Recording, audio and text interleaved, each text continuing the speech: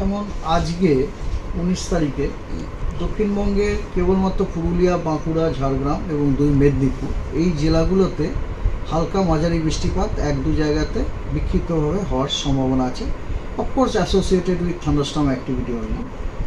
আর আগামীকাল 20 তারিখে দক্ষিণবঙ্গের সব জেলাগুলোতে আপনার বৃষ্টিপাত হওয়ার সম্ভাবনা আছে। কিছু জেলাতে ফেয়ারলি ওয়াইড স্প্রেড রেনফল হওয়ার সম্ভাবনা আছে।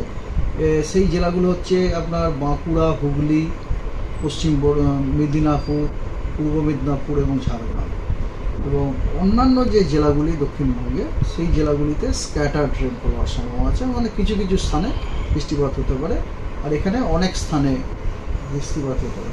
আর উত্তরবঙ্গে কেবলমাত্র দার্জিলিং এবং কালিম্পং এই জেলা দুটিতে বিক্ষিপ্তভাবে 2-1 জায়গায় হালকা বৃষ্টি হওয়ার সম্ভাবনা রয়েছে।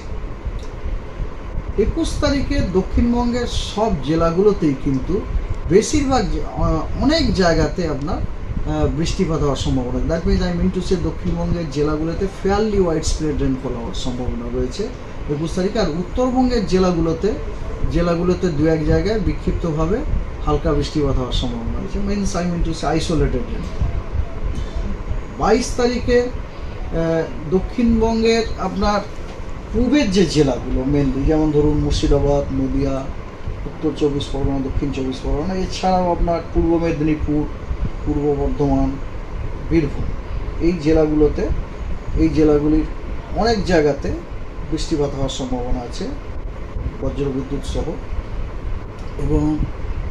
এবং দক্ষিণবঙ্গের বাকি যে জেলাগুলি অর্থাৎ পুরুলিয়া, পশ্চিম বর্ধমান, বাঁকুড়া, ঝাড়গ্রাম, পশ্চিম মেদিনীপুর, হুগলি, হাওড়া এই জেলাগুলো এবং কলকাতা, হুগলি, হাওড়া, কলকাতা এই জেলাগুলিতে কিছু কিছু স্থানে বজ্রবিদ্যুৎ সহ বৃষ্টিপাত হওয়ার সম্ভাবনা আছে 22 তারিখে।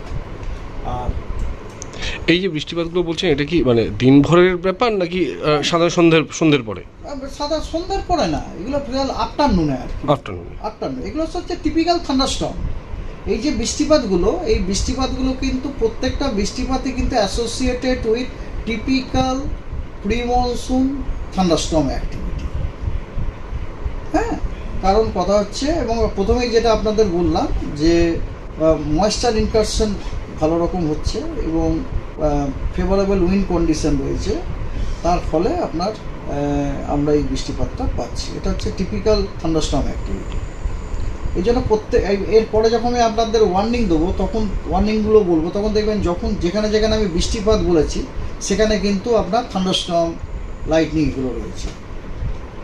23 তারিখে দক্ষিণবঙ্গের আপনার 2 মেদিনীপুর এবং 2 24 পরগনা এই জেলাগুলোতে কিছু কিছু জায়গায় আপনার বৃষ্টিপাত হওয়ার সম্ভাবনা আছে অ্যালং উইথ থান্ডারস্টর্ম লাইটনিং। আর পশ্চিমবঙ্গের বাকি সব জেলায়, উত্তরবঙ্গ, দক্ষিণবঙ্গ ওই জেলাগুলিতে 2-1 জায়গায় বিক্ষিপ্তভাবে বৃষ্টিপাত হতে পারে।